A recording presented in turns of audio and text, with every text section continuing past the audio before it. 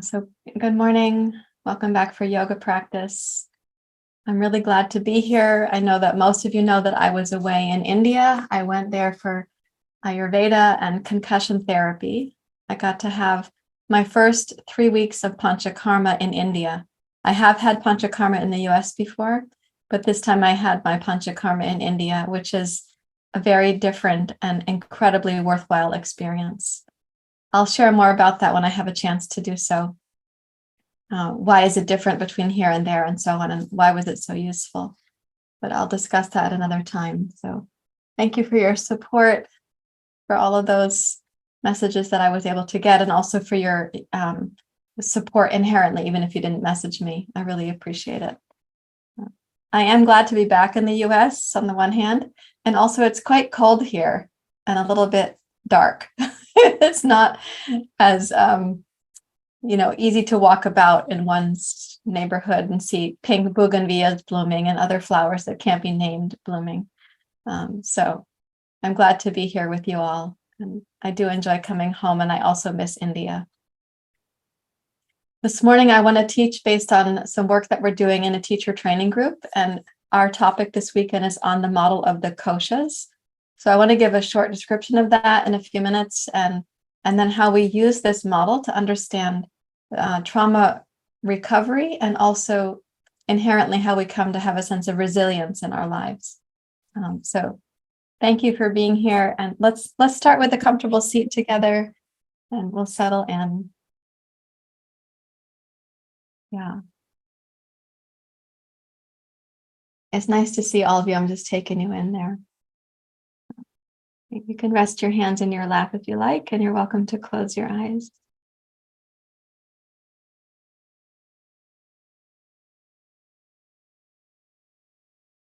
Begin to orient yourself right here in the present. Since you've already made the choice to be here in class, invite your mind to also be here in class.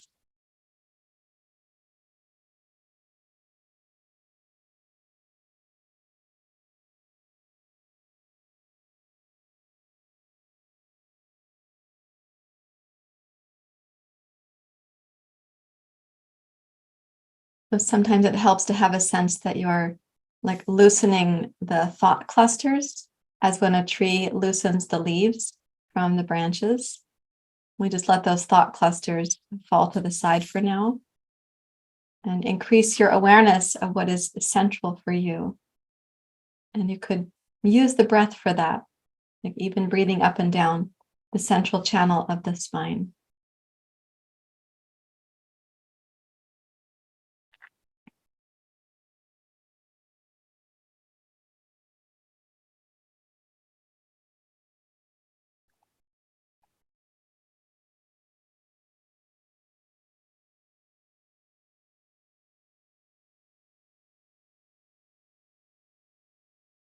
And check and see if you've made your posture as supportive as you'd like.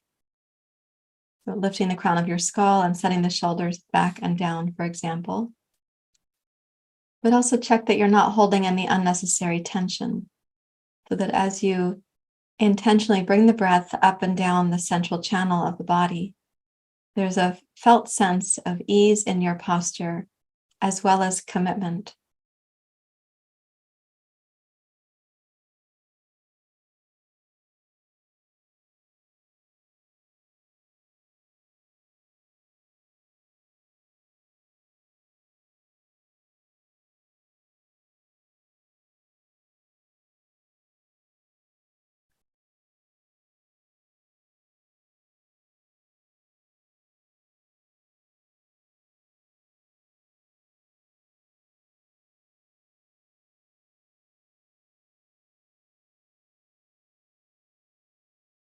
And having arrived, at least to some extent, now encourage your breathing to become smoother and deeper. A little bit longer inhale, a little bit longer exhale.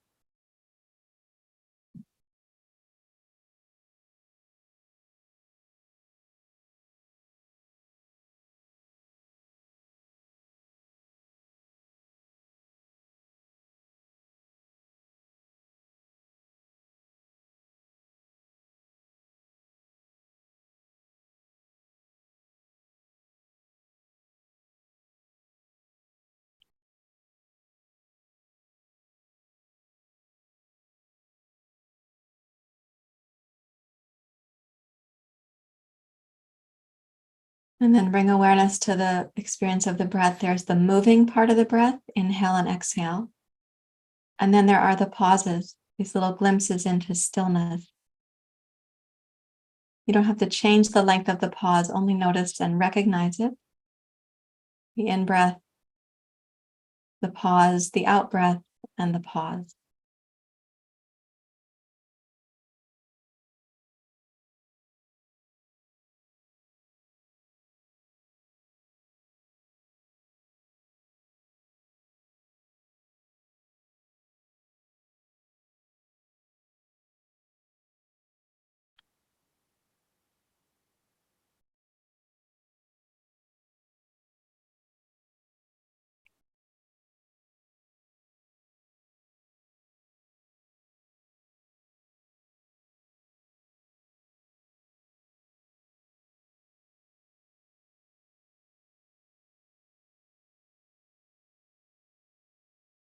And I'll ask you to go 1 degree deeper, 2 degrees deeper, and notice the smoothness that you're chaperoning in the breath and the stillness between inhale and exhale, the stillness between exhale and inhale as well.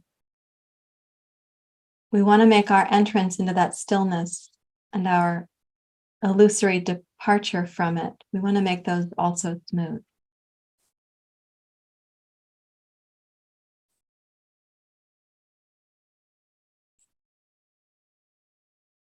Now, the stillness in the pause of the breath is a glimpse into the stillness that lies behind our thoughts, our sensations, and lies behind the breath itself. That stillness is what's constant. The breath is coming and going.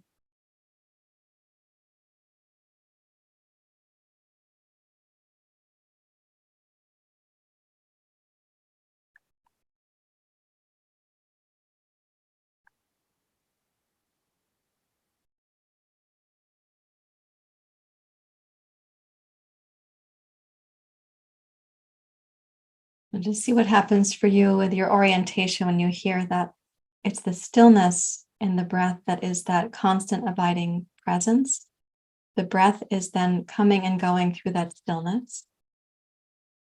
At the top of each inhale and the bottom of each exhale, we have a chance to remember that stillness.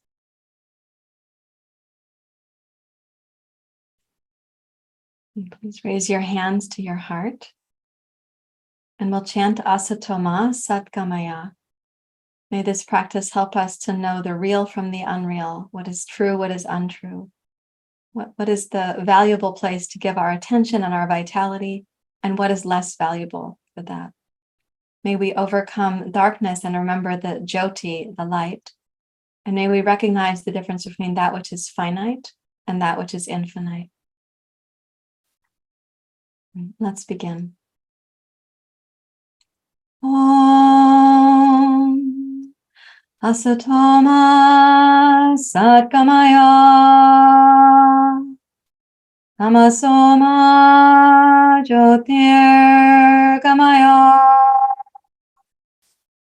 Mrityorma Amritam Gamaya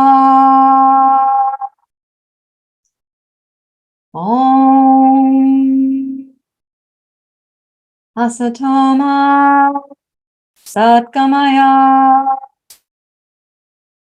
Tamasoma Jyotirgamaya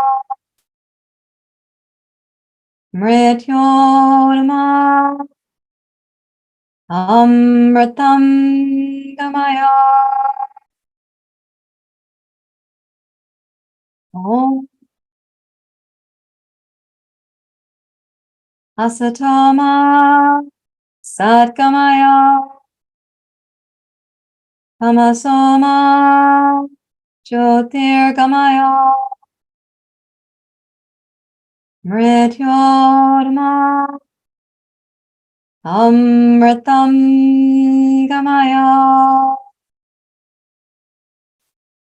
Om Shanti Shanti Shanti Hari Om Shri Gurubhyo Namaha.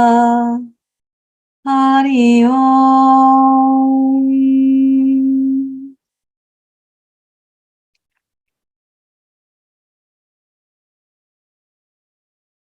And with your exhale, you may bow your head to your heart and release your hands and open your eyes.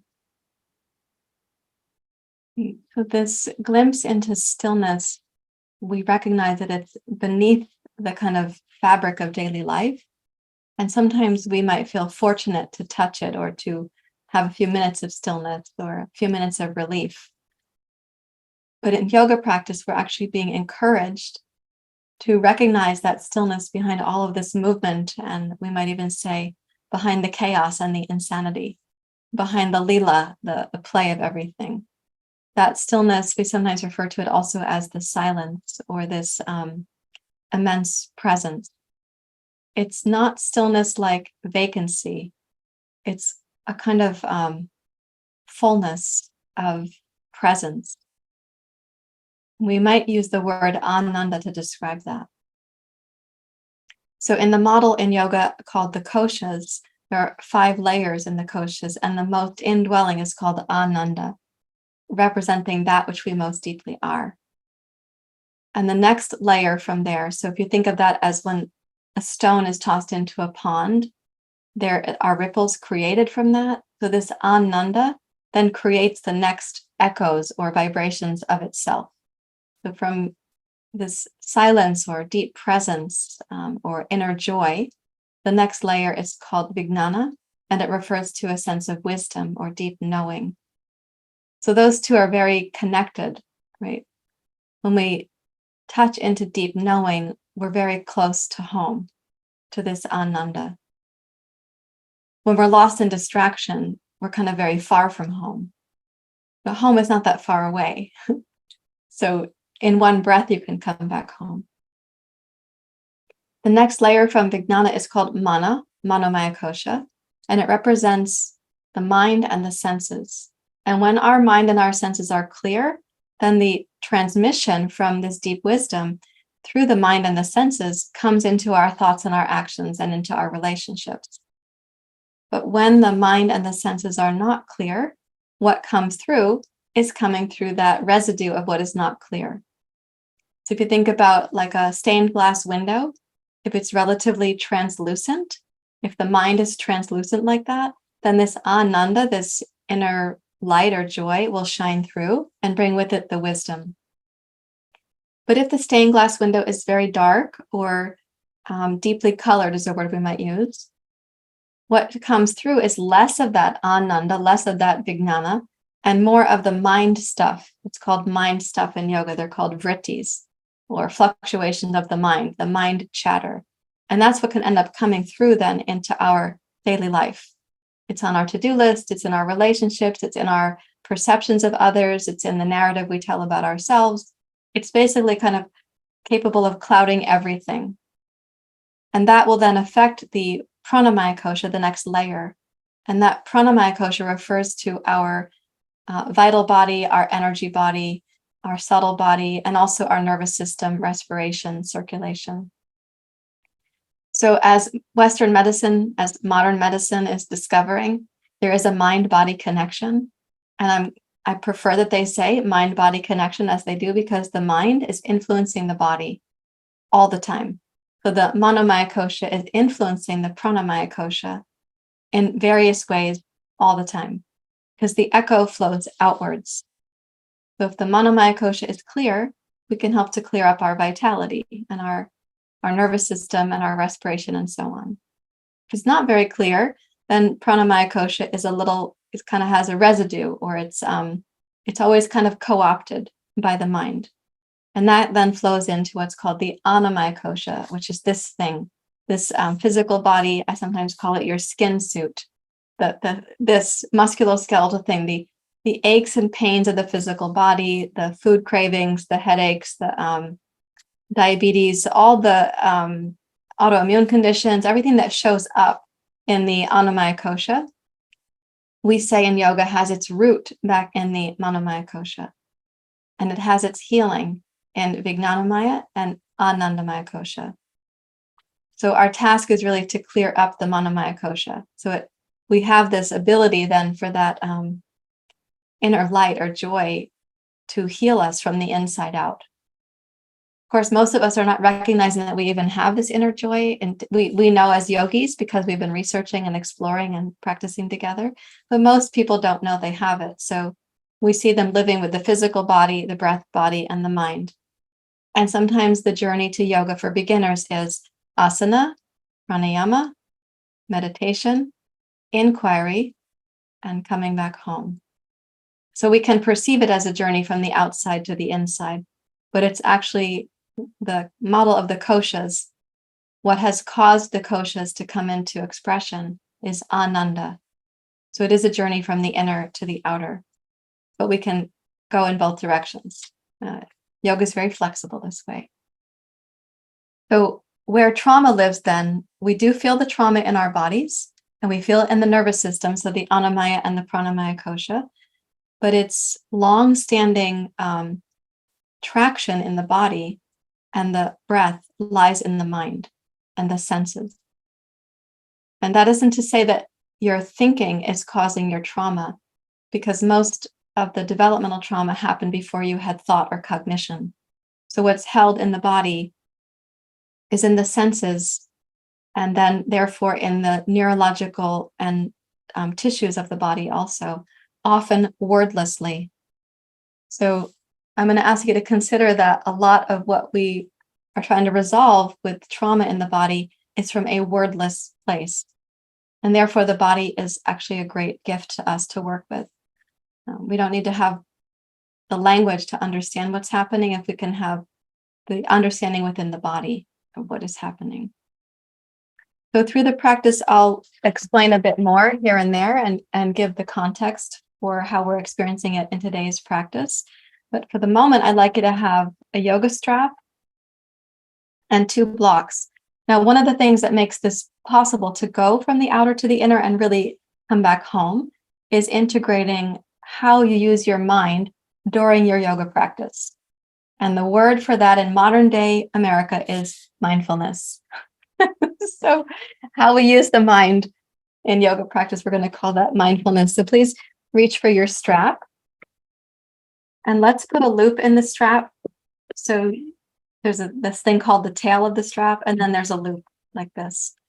To make your loop, first cover the strap with cat hair, matching the color of your strap, and then put the strap through both buckles, and then back through just one buckle, and you'll have a loop.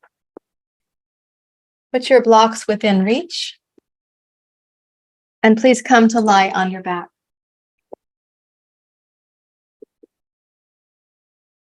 You can stretch out both legs on the floor.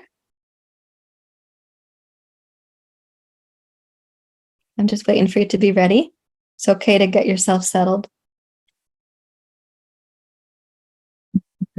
Okay, so when you come down to the ground, take the arms out into a momentary shavasana and close your eyes.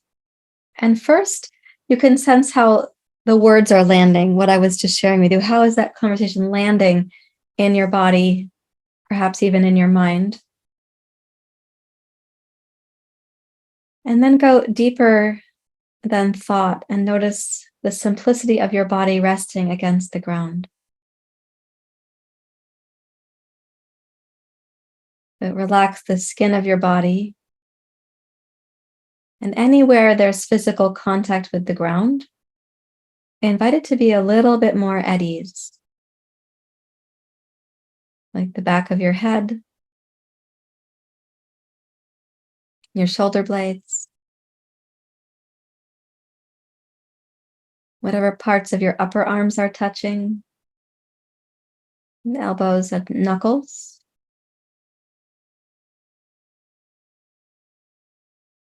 Whatever part of your spine is touching the floor, let it be a little more easeful.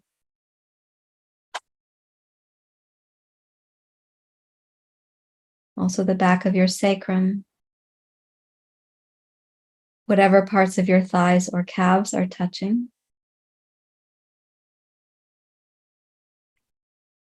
And invite your heels to also Be a little more grounded against the floor.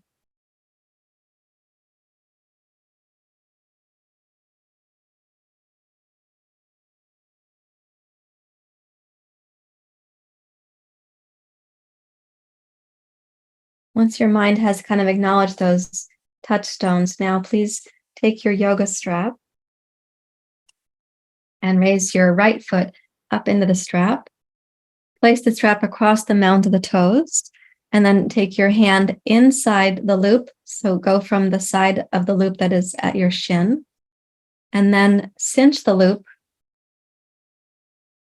so that you've got your foot and your wrist in the loop together, and it's easier to hold with your hand. Press up through the big toe mound. Energize your leg muscles. And then deeply relax. So relax the mind, relax your body. Just keep the right leg energized at the extent that it's needed.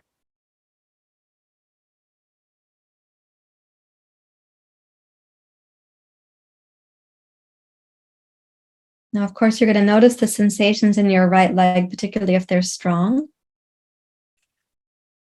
And as you notice that, begin to breathe into those sensations as if you were massaging the sensations with your breath.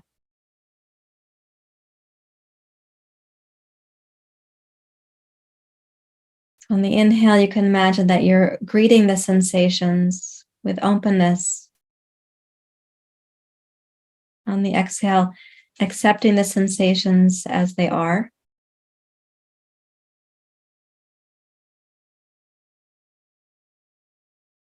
And if your breath is able to be smooth and you do feel this kind of easeful welcome of the sensations, then stay as you are.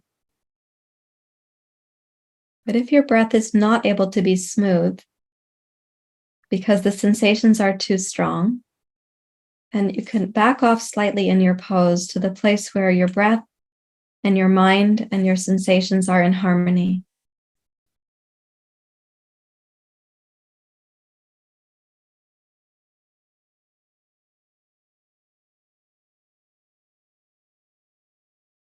And whatever choice you might make to deepen your pose, like the angle of your right leg, that choice is only made when there's harmony. So your breath will be smooth. You can greet your sensations. No sense of pressuring your body or coercing anything.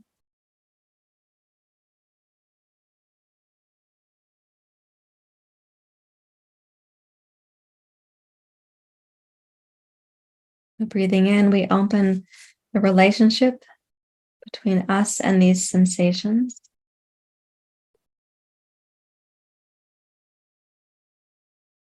Breathing out, we can practice the art of acceptance. These are the sensations, and so long as you've made a choice where there's harmony in the sensations, and you can practice acceptance.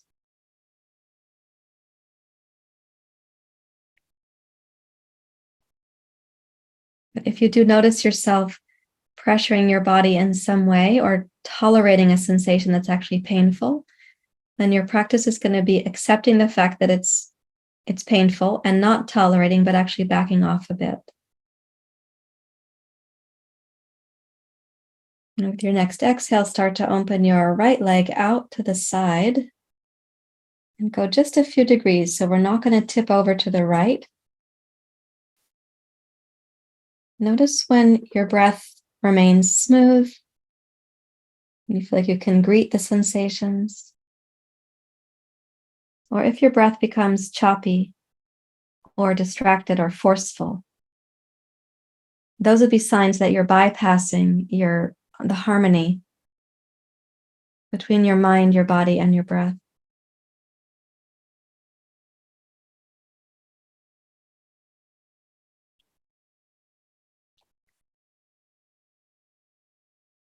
So when you're opening the right leg to the side, there'll be no sense of tipping over because we're not trying to get somewhere. And in fact, we do want the left hip to remain grounded. So release the idea that there's a goal and practice being in relationship with your experience.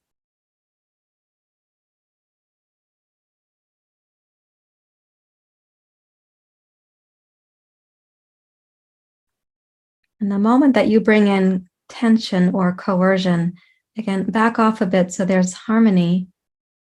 What happens then is that the physical body, the breath body, and the mental body being more in harmony, the connection back to Vijnanamaya and Anandamaya Koshas is going to be easier. So if you're not in conflict with yourself or your experience, we get to move towards integration.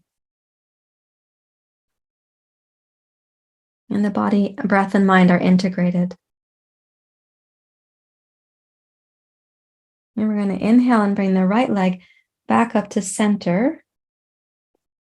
The left leg should still feel grounded because that's where we left it and that's where it stayed during the transition. Now reach up with both hands into your loop. And as you exhale, curl your head and shoulders up towards your right leg. Of course, the sensations just increase and maybe quite a bit. So breathe in. And then exhale and lower your torso, lower your head, release the strap, and slowly lower your right leg. If you can do it with your right leg being straight, come down until you sense the weight of your right leg just an inch or two above the floor, and then drop your leg to the ground. And notice all the contact points from your right leg to the ground beneath you. You might even observe the difference between your right leg and your left leg.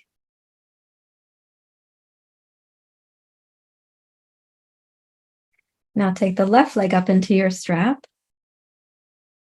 Place the loop around the mounds of the toes and reach in with your hand so that your wrist is going to be in the loop.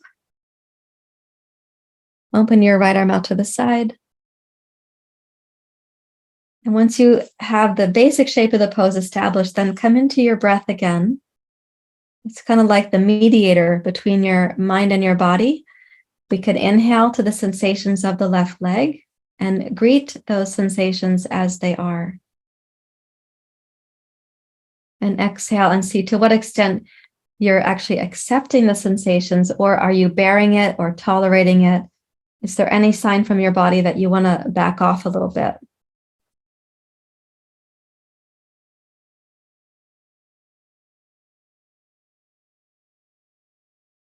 Now we'll keep the left leg energized, but relax your mind so it's a pressure-free zone. Your yoga practice is not pressured.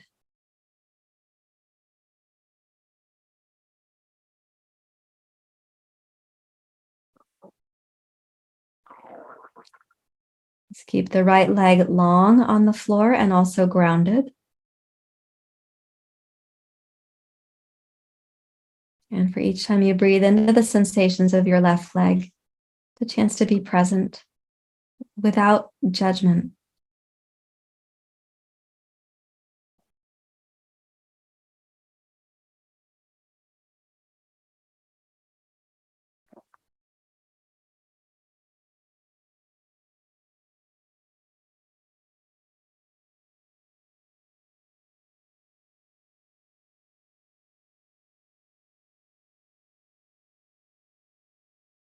Now keeping your awareness on the sensations, because that's going to be your direct feedback. Remember, we want to clear up the Manomaya Kosha, the land of the senses and the mind. So your senses are going to be your feedback source. As you start opening your left leg out to the left, notice when your sensations, your breath, and your body can be in harmony with your mind. And if the sensations become something less tolerable, more painful, you have the opportunity to adjust, to recalibrate the pose towards harmony.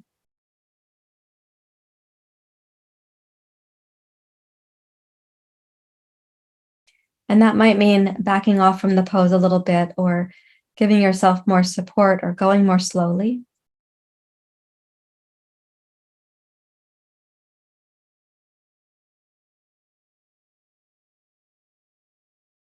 Remind yourself that there's no particular destination for this pose. We do want to keep the right leg grounded and the mind, the breath, and the body harmonious. But there's no idea how far does the left leg have to go for the pose to be the pose.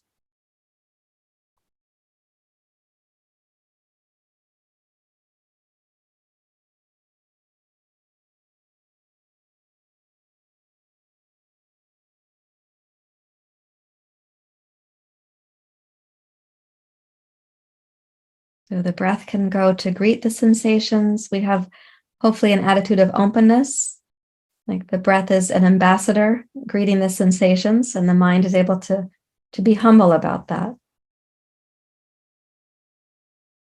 And during the exhale, we can practice accepting the sensations and recognizing if they're not tolerable, then you might have crossed over the threshold where your body can maintain harmony.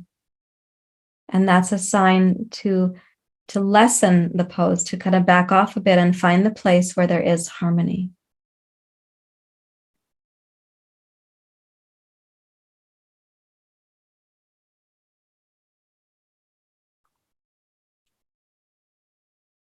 And we're going to inhale, raise the left leg back up to center.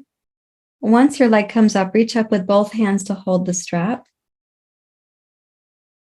And then with an exhale, curl your torso and your head up.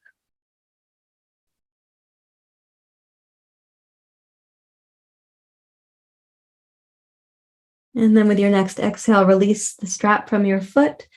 Lower the arms, lower your head, shoulders, and chest, and then bring your left leg down slowly. If possible, make the leg straight. And as you get about 2 inches from the floor, pause, acknowledge the weight of your leg, and then drop it to the ground.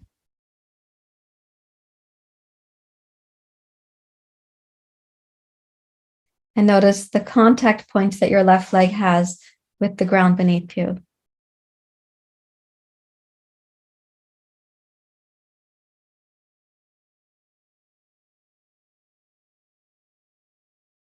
Okay, please bend one knee at a time and roll to your side. We'll put the strap aside for now. Rise up to sitting. Come to kneeling, please.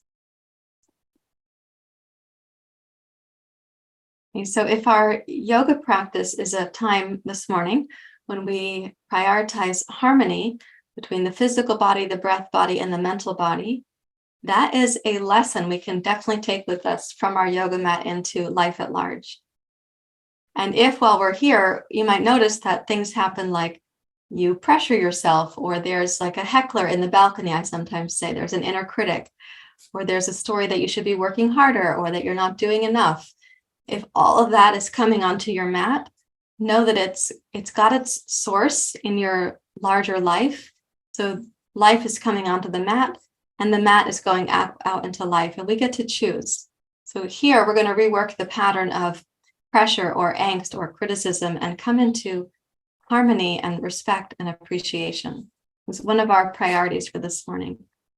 So I'd like you to come into a position like table pose. I'm going to face forward towards you because you're going to see me step my leg out to the side, and I want you to be able to witness that part of it. So come into table pose, which is all fours, both hands, both knees and shins. And then as my glasses, just a second.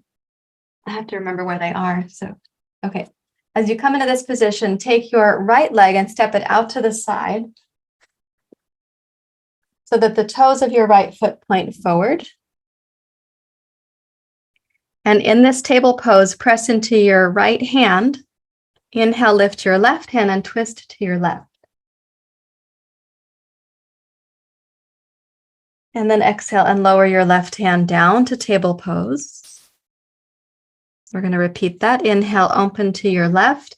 Move with the pace of your breath into the height of your lift. And exhale, return back down to table pose with the left arm.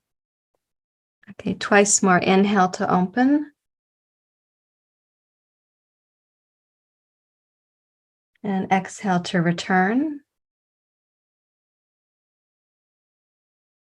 And again, inhale to open. And exhale to return. Now come down to your forearms. And notice any change of sensation in the right leg or the right inner thigh. Let's put the right forearm across the mat horizontally. And press down into your left hand, twist your torso to your left.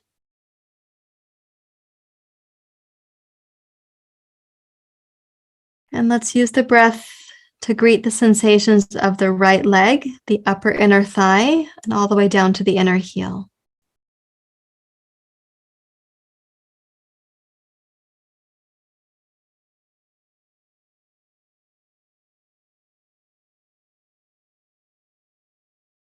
So during the inhale, when you're greeting the sensation, make the breath smooth.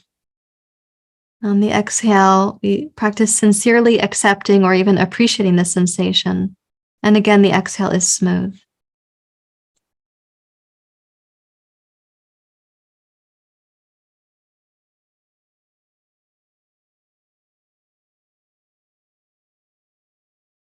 And now let's unwind. Bring your right hand back to table pose, left hand back to table pose.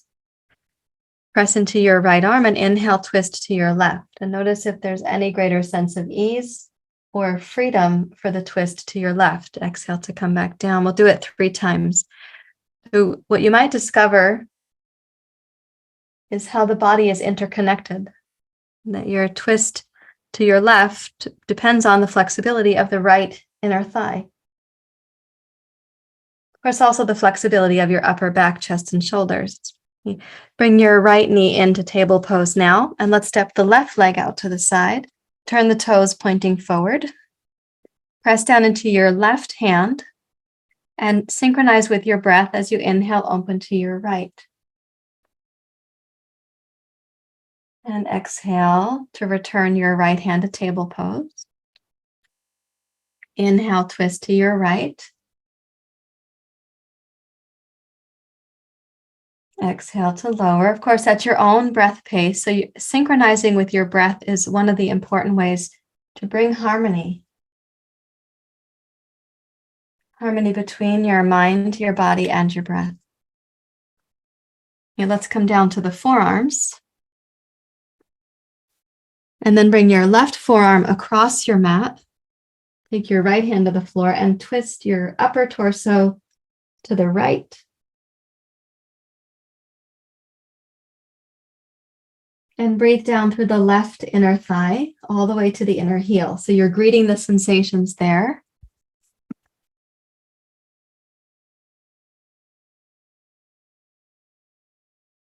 And of course, sometimes the 2 legs are quite different, and you might practice the art of not judging or preferring one leg over the other.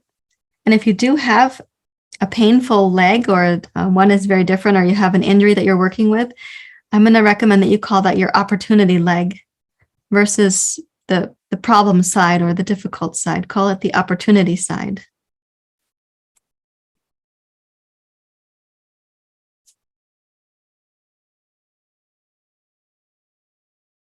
Okay, with an exhale, let's return the left hand to table pose, right hand to table pose. And then pressing into your left arm, please inhale and twist open to your right. And exhale, unwind. We'll do it 3 times. And you might again notice that there is some greater ease because of the conversation between your left inner thigh and the rest of the body. And you may have only very incremental increase in ease. That's okay too. And then exhale, return to table pose. Place both shins and both hands in table pose. And then reach back to child's pose. Walk your hips back towards your heels. Relax the weight of your arms out in front, and please bow your head towards the floor.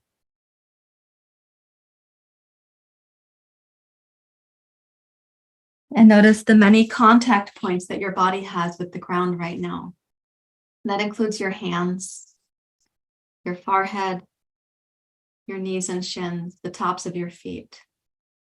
And when you notice those contact points, think of it as like you're just taking a few moments of refuge. It's a chance to be quiet and connected with yourself.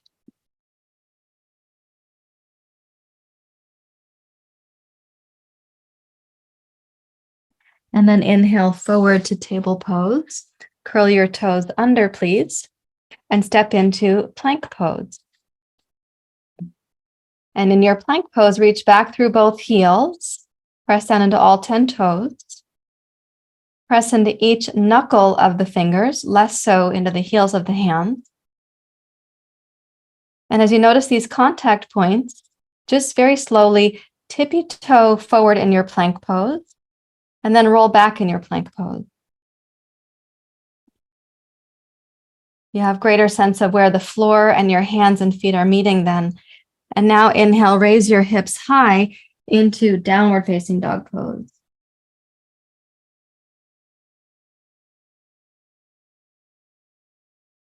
And once again in downward dog pose, let's use the breath to help greet the sensations of the body.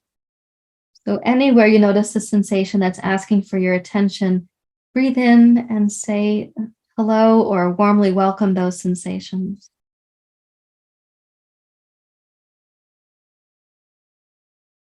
And with the exhale, if you notice that you're having the warmth of acceptance towards the sensations, then of course practice as you are. But if you find any impatience or intolerance with the sensation, it's possible that you're not in the place of harmony with your body.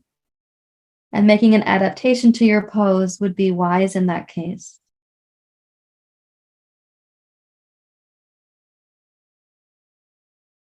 That might mean that you bend your knees a little bit, or make the feet a teeny bit wider, or make your downward dog pose longer or shorter. It might mean that you just make less critical effort in your dog pose and come into a more appreciative effort.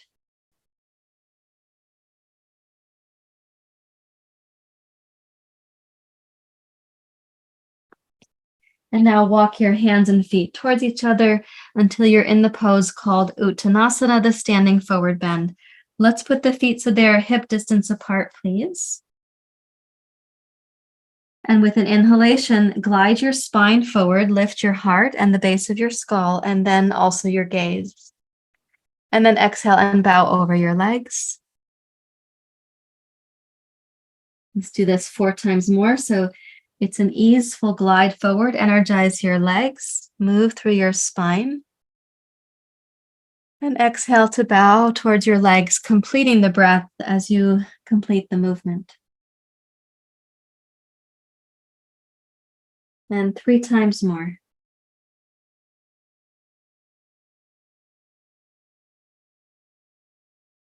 Listen for the kind of harmony that you're creating between your mind, your breath, and your body.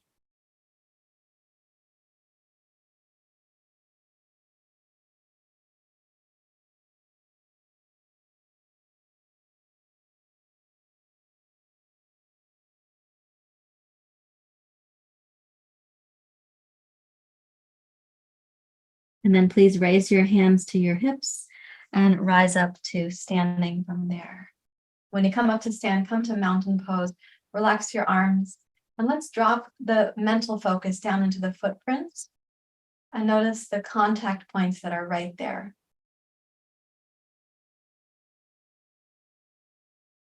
Notice the sensations from your feet connecting with the ground beneath you.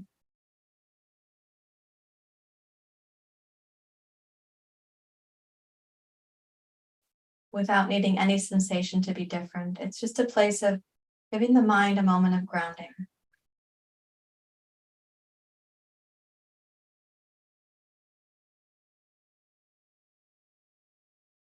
And open your eyes as you're ready to. So one reason that we pause to give the mind a moment of grounding is because at the PanchaMaya Kosha, at that ripple in this model of the koshas, that's where I was describing the residue is most densely clogged, we could say it that way. And so if we don't supervise the mind or give it some guidance or a place to ground, it'll tend to go into its habits, the habits that we generated in response to anxiety or trauma or chaos or neglect or misattunement from our earliest time. So the mind will go to those habits that are so familiar that they're like the freckles or the hairs on the back of your arm. You know, they're that familiar. So we don't end up questioning them or really seeing them for what they are. So to give the mind a place to ground is to invite the habitual mind to quiet down. And for that mind to then see us connecting back to the inner self that is wiser than, like Vijnanamaya, and more restful than Dandamaya Kosha, which is pretty much restless. The Manamaya Kosha is the monkey mind trying to figure out what to do with all this material in life, as it were. So take a wide stance like this, please. You can make your feet about one leg's length apart and also parallel. Press into your heels and toes, and as you notice the aliveness of your feet, also tone the inner thighs. Now you know where they are because of where we've been in the sequence so far. With the inner thighs toned, come halfway down to Prasarita Padottanasana. And then exhale, come the rest of the way down. Whatever that is for you. Come down and touch the floor lightly with your fingertips. Okay, walk your hands out so that your arms will look like you're doing downward dog pose. Reach into your fingertips. You do not need to put your palms flat to the floor. Draw your hips back, and as you energize, root down into your heels and your toes. Now, as you exhale, bend your right knee deeply and bring your hips back and down. So your right heel should still be grounded. As you press into your right heel and your right toes, also include your left heel and your left toes.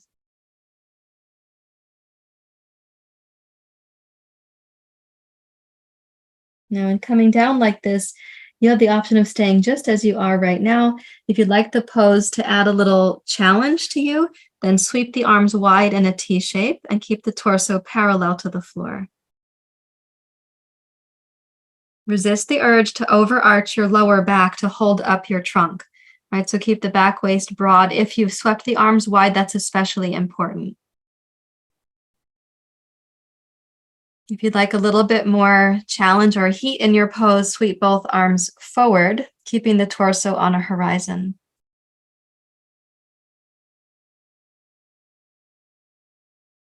Okay, and then touch the fingertips back down to the floor, rise up to center. And now bend your left knee, take your hips back and down, so the left heel is going to stay grounded. Keep the right inner thigh also strong. And the choice is you could stay just here. This might be your homeostasis or your harmony. Breathe in and breathe out. And if you can keep the left heel grounded and the back waist broad, and if your mind is calm, sweep the arms wide. And if for any reason your mind is less calm, put your fingers back on the floor. And you may choose to sweep the arms forward.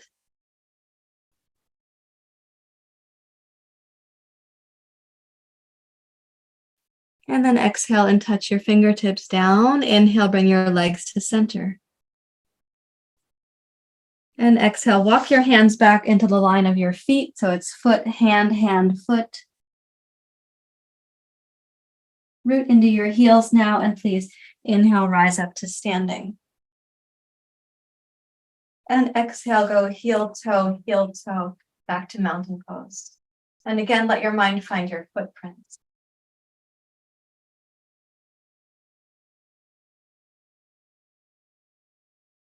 As the mental habit mind goes to the feet, your body's going to take care of all the housekeeping activities. Settling your breath rate, settling your heart rate, moving the lymph through the system. So let your mind rest at your footprints.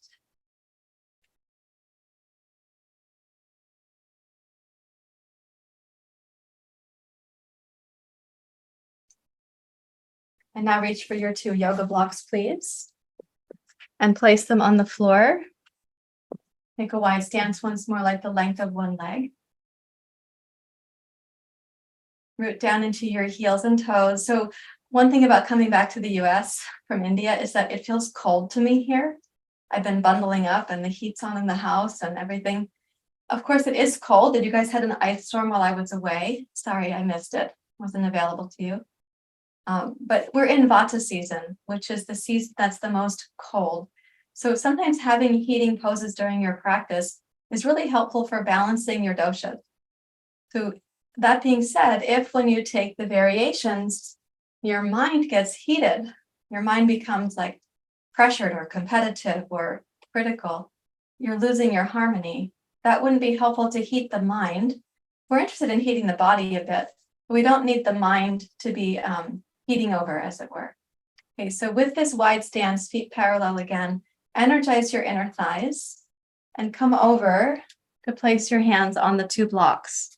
Now, I put them on the medium setting here. That was on purpose. Let's put the left hand down between the 2 blocks and keep the right hand on its block.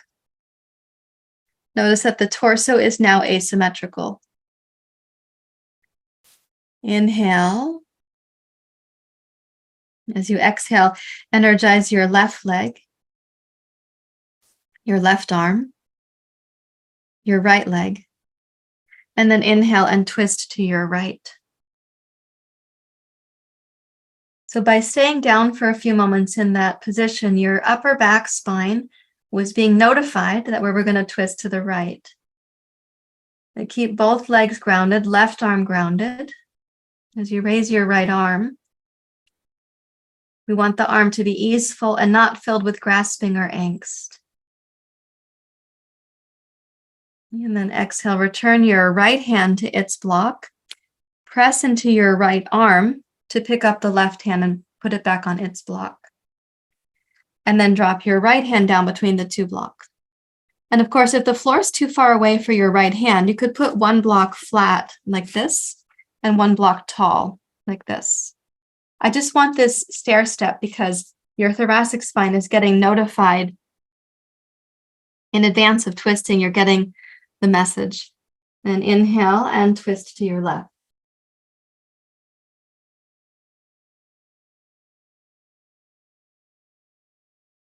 Raise the left arm with elegance while you energize both legs and your right arm.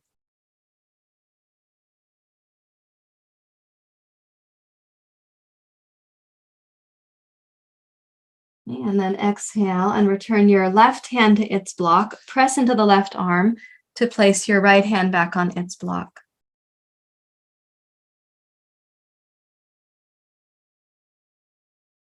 Now walk both blocks forward. And keeping your right hand on its block, take the left arm under, reach across towards your right ankle. And it's possible that some of you are going to hold your ankle with ease, and others are going to need to reach for the yoga strap and wrap it around the back of your calf and hold it with your left hand,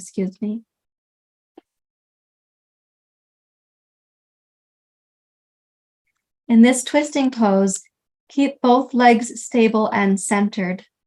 So you're not actually twisting the pelvis to the right. We are twisting the chest and the heart to the right.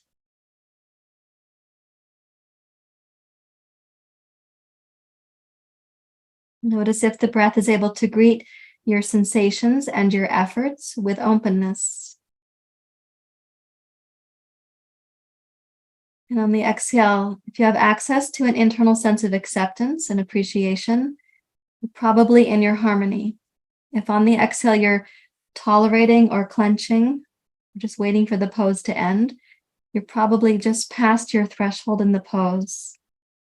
And you have permission to make it a little more easeful.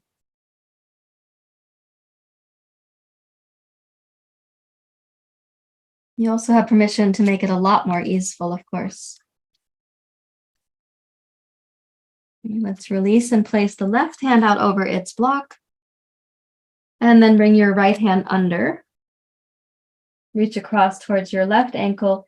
If you can't easily hold it, it's okay to wrap your strap around your ankle or your calf and hold it with your right hand. And as you twist to your left, let the right rib cage roll towards the floor. Relax the weight of your head. Keep the left arm and both legs toned and stable.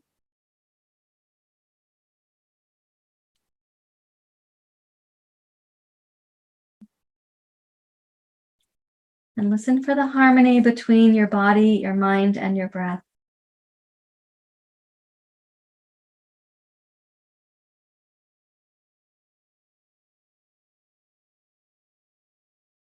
With an inhale, bring your right hand back to its block. Walk your blocks back so they're going to go beneath your shoulders. Shift your hands up to your hips. And please rise up to standing, and let's go heel, toe, heel, toe, heel, toe. Come into mountain pose. And again, let the mind come down into your footprints. So this kind of chattering mind is like, we take it as a software program and put it on the bottom of the screen.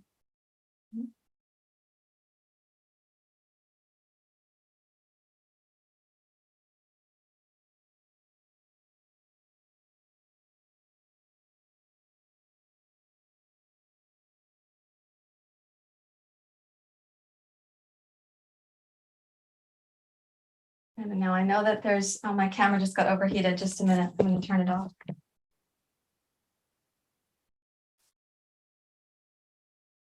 So I know that there's some of us in this community, we have a history of practicing yoga with a great love for the musculoskeletal body. What I'm going to do right now is choose somebody else to be on camera just a moment, because we have this exciting opportunity to feel a very easeful experience of trikonasana, triangle pose.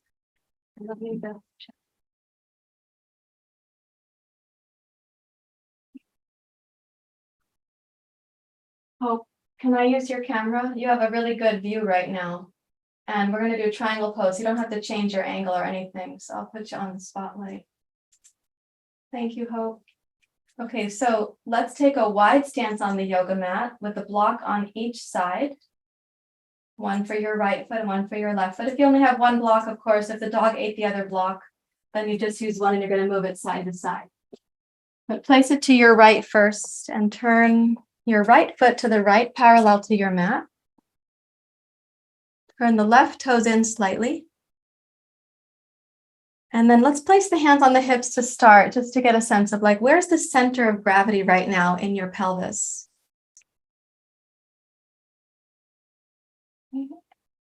And then with an in-breath, press into both feet, energize your legs.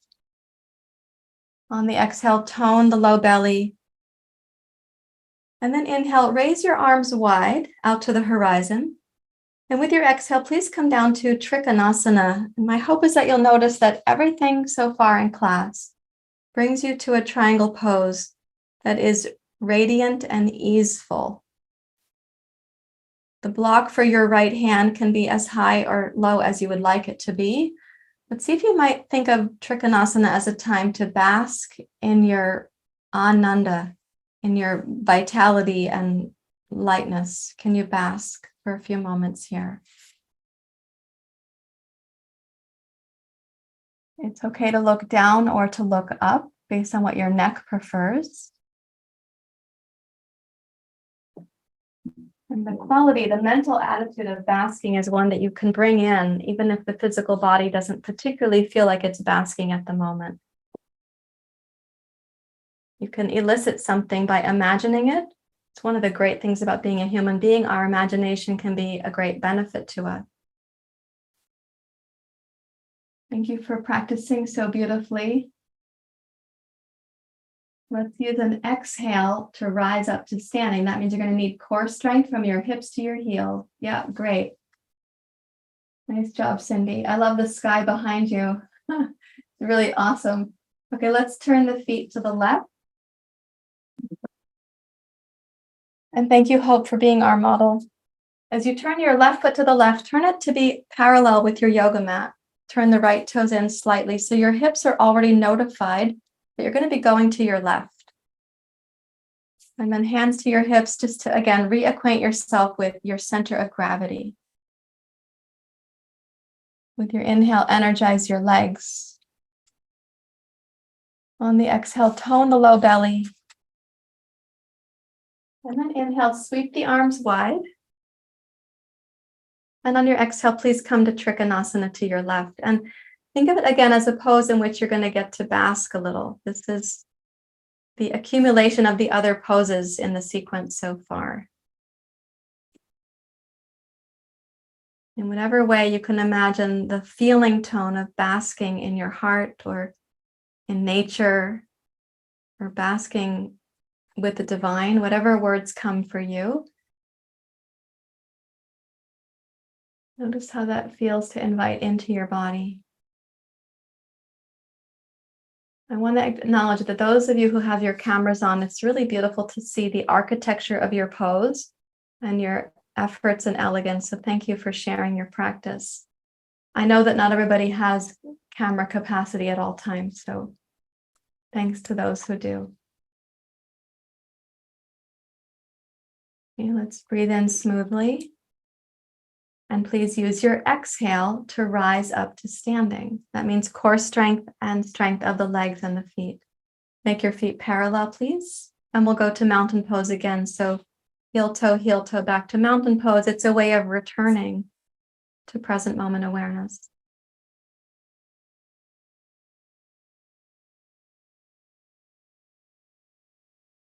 And then standing strongly in your left leg, left heel, left toes. Please lift your right knee up towards your chest. You can clasp your hands behind your right hamstring. Start with this one-legged balance opportunity. Notice what happens to your standing leg and to your mind. And then reach for your right ankle with your right hand and place your right foot anywhere along the inseam of your left leg for trikonasana, the triangle pose. Tree pose, excuse me. Trikonasana is called triangle. This is called vrksasana. It means tree pose. Where you choose to place your right foot is unique and personal to you.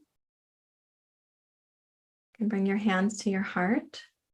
You can also touch the door frame if you need support. That is fine. And we want to keep the left leg strong, as the left leg and the right foot actually, they balance each other.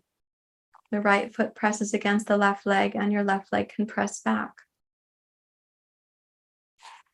Balance the pressure of the hands against each other. If you have an inner sense of harmony with yourself, body, mind, and breath, then please explore raising the arms or arms in a T shape, whatever feels like the expression of your tree pose this morning. And it might be unique person to person.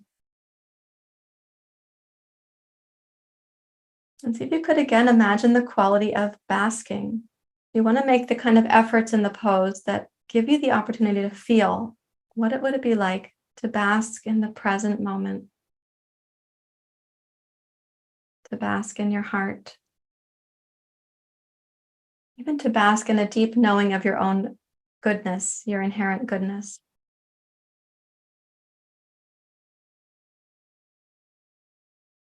Let's keep the legs as they are, and with an exhale, return your hands to Anjali Mudra at the heart. And then step your hands down to mountain pose. Step your right foot down to mountain pose. And let's change to the other side.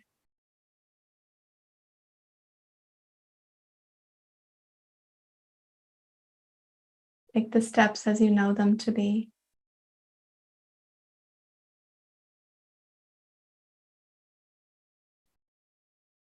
Remember that the structure of the pose is important, but the structure is to support the quality of basking. It's not a quality of pressure or performance or competition. So feel into the strength that you have and make adaptations in the pose that give you the chance to feel at ease. You can again choose with your arms where they'd like to be, up or out or at the heart perhaps.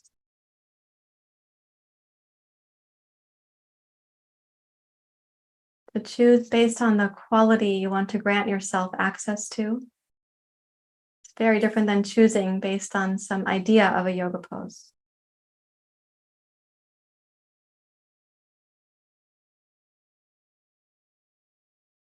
Let's take 3 more breath cycles in vrksasana, tree pose.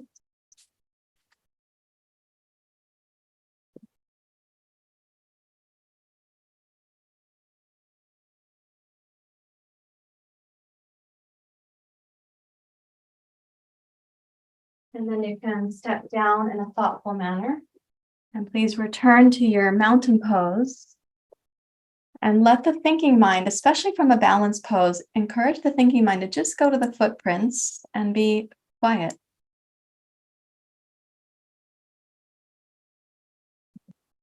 Therefore, your body intelligence and your wise mind can navigate the present moment to bring in harmony and ease.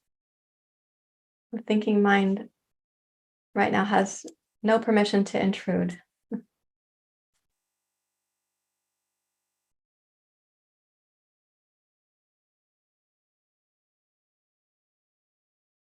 Okay, please find your way back down to the floor. And I'd like you to have, if possible, you have 2 blocks, but if you don't, I can show you how to adapt this next pose in that event. But I would like you to have a blanket and 2 blocks. If you have only 1 block, then instead of, let me say this differently, you need a blanket and 2 blocks. If you only have 1 block, please have 2 blankets. Okay, so it goes like this. Open up your blanket, length to length, fold it in half, and length to length, fold it in half again. Now, if you only have 1 block, then instead you've got 2 blankets. But if you have 2 blocks, I'll show you how to use them. I'll show you both poses. Okay, so when you lie down here, you're going to sit in front of, you're not sitting on the blanket. The blanket has a space between your hips and the blanket, like this. And then when you lie back, we put the soles of the feet together and the knees get support, like so. You're also going to support your head, like this. But if you don't have 2 blocks, if you have only 1 block, you can use an extra blanket like this. You take it, unfold it, and then roll it. And you put this blanket around your ankles so that when your feet go together, you're supporting yourself at the ankle and the shin. That's if you don't have 2 blocks. Still, you are sitting on the floor, not on the first blanket. The blanket should start at the top of your sacrum to support your spine. And then take off your glasses if you're wearing them. Okay, let's take the arms out to the side. Palms face up for a feeling of receptivity. Palms face down for grounding. Hands to the heart if you need compassion.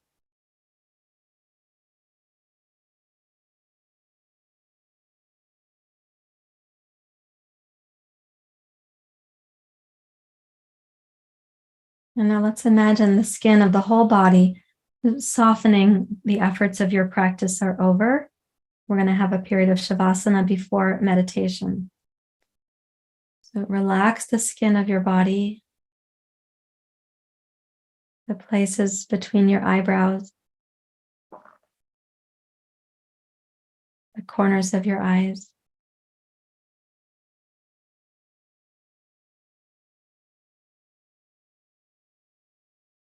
Relax the skin near your ears and the hinge of your jaw.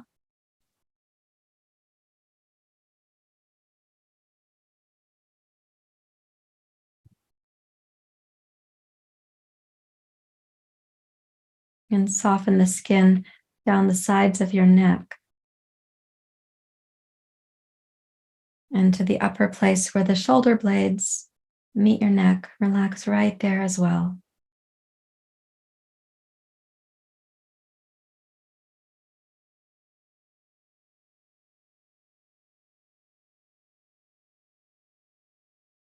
And soften the skin over the heart, your solar plexus. Deeply relax down to your hips and your pelvis.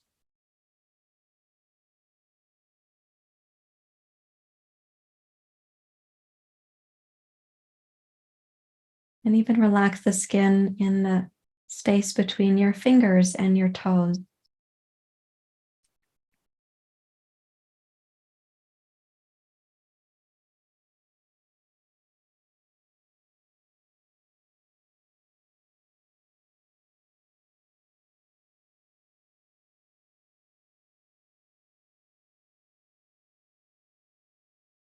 Now, going the next layer in, begin softening the muscles of your body. You might first think of the large muscles, but include all of the muscles of the body can relax. Even the tiny muscles in your finger joints.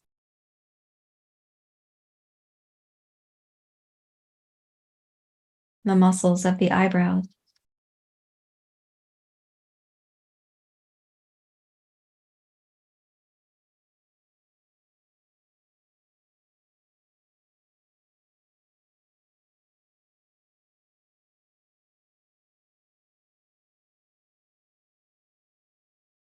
You may want to check that you can relax the muscle of your tongue.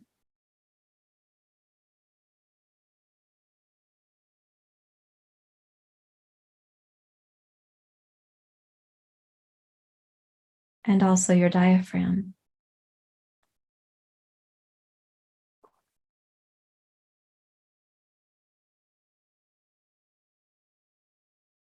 Deeper than your muscles, imagine relaxing the nerve pathways, circulation pathways.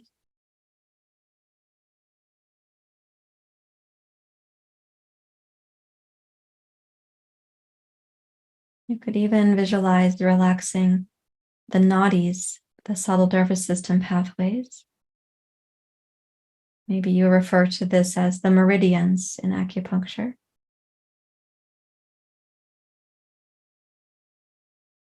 They're similar but different systems, but in your visualization, just imagine relaxing the subtle body.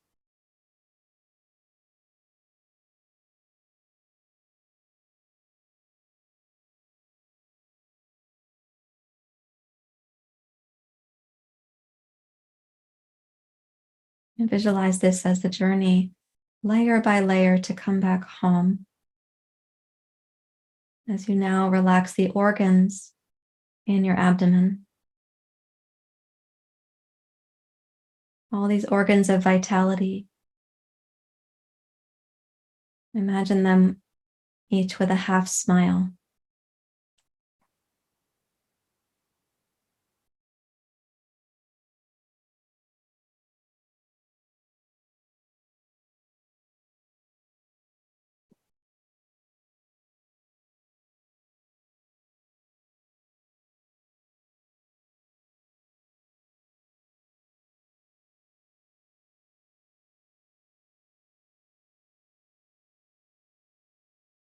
And then deeper than the organs, begin relaxing your senses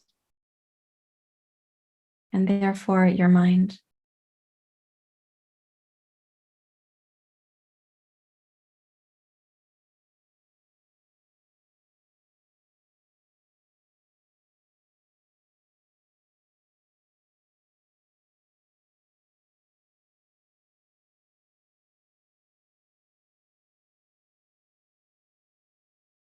Going deeper than Manamaya Kosha, relax the mind and ask it to grant you entry into inner wisdom.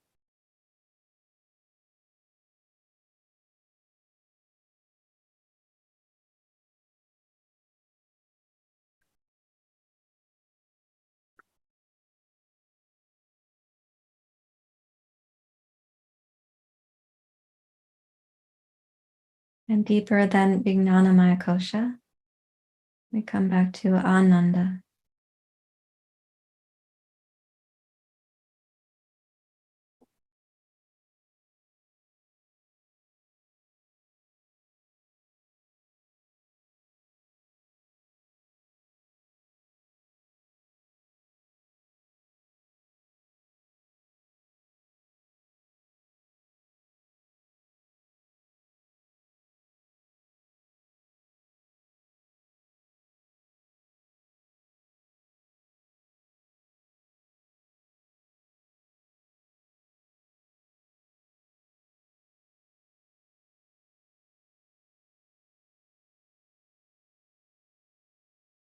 And you can imagine basking in this Ananda.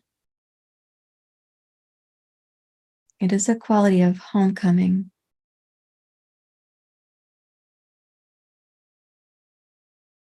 We aren't creating the Ananda, it has already created us in a way. So we're just coming back home to it.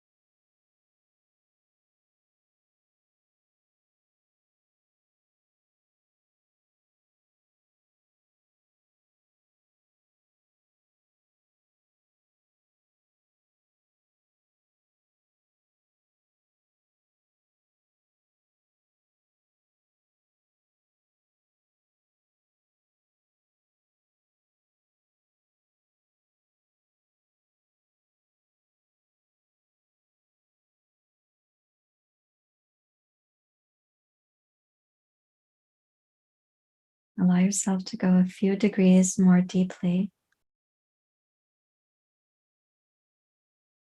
and let go of all thought, especially misperception.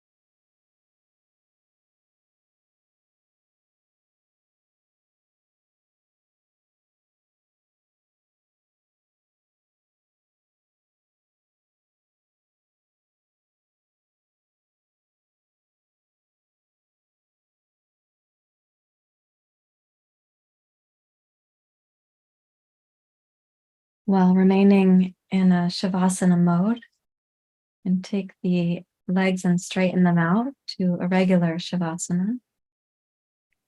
You may also take the curl out of the blanket under your head if you had put it there.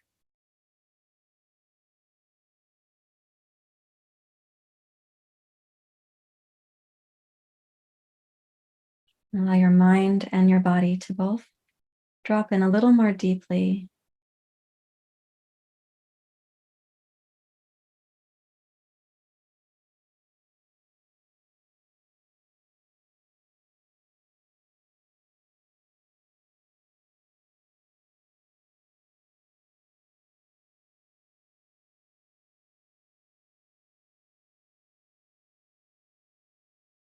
And then please wiggle your fingers and your toes. And without stirring up the mind, roll to your side.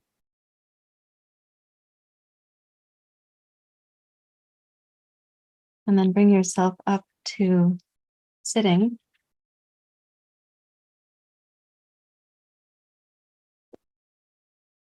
You can return to your meditation seat.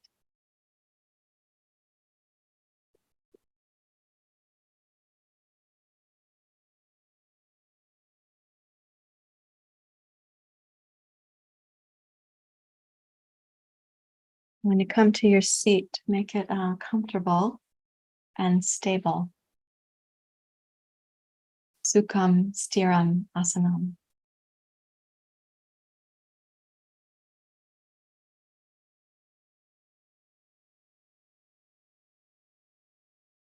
Some people prefer to rest their hands out over their knees, palms down, grounding.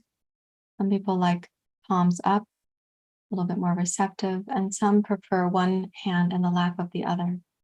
Just ask your body what it prefers right now.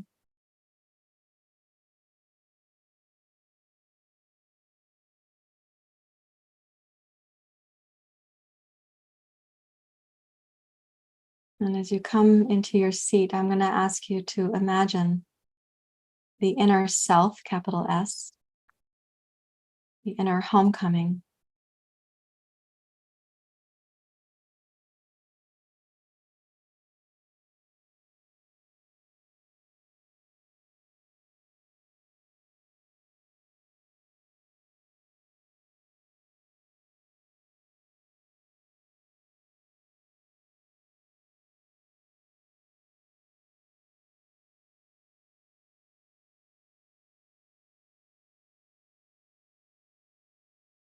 To rest in that inner self. Your body and your mind, your thinking mind, can both be profoundly relaxed, using only enough physical tone to be upright.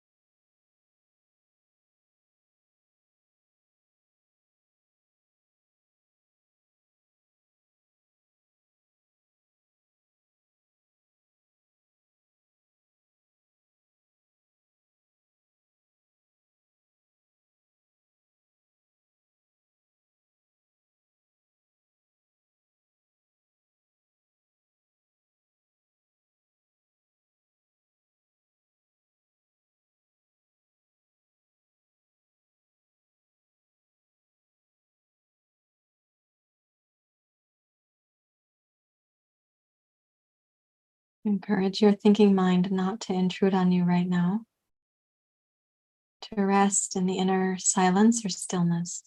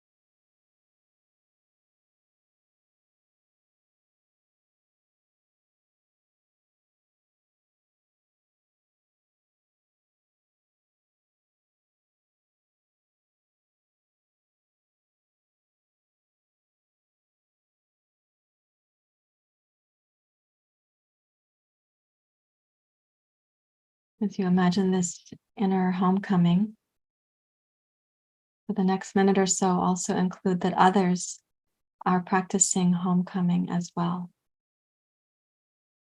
And the self to which we are returning is a collective self.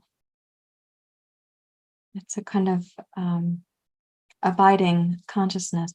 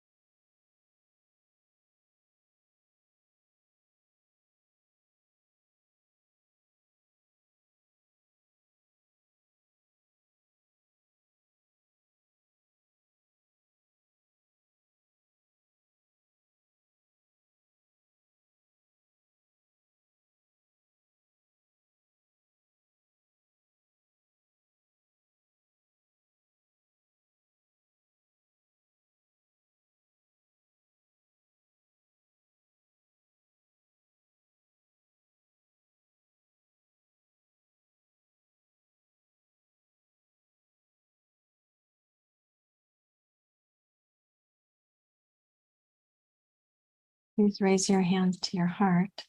And even as we imagine those of us gathered here are having this homecoming, of course, we recognize that there are billions of others on the planet who don't have a practice or access to a practice. So as we come to close our shared time together, I'd like us to imagine the merits of our practice flowing out towards others without any subtraction of the benefit to ourselves. We ask the merits of our practice to go out, but it's not subtracting anything from us. And the chant that we'll use is Loka Samasta Sukhino Bhavantu. For the whole world, Loka, may there be ease, Sukhi, Loka Samasta, and evenness of mind, Sukhino Bhavantu, in the attitude of people and all beings. Loka Samasta Sukhino Bhavantu. Loka Samasta Sukhino Bhavantu.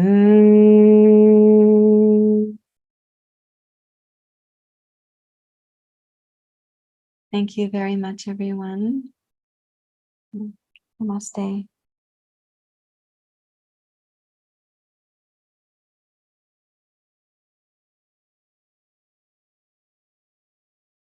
Now, if these practices are helpful to you, of course, subscribe to the YouTube channel, click like for the videos that help you, so I'll get that feedback, and leave comments or questions down below as well. Thank you once again.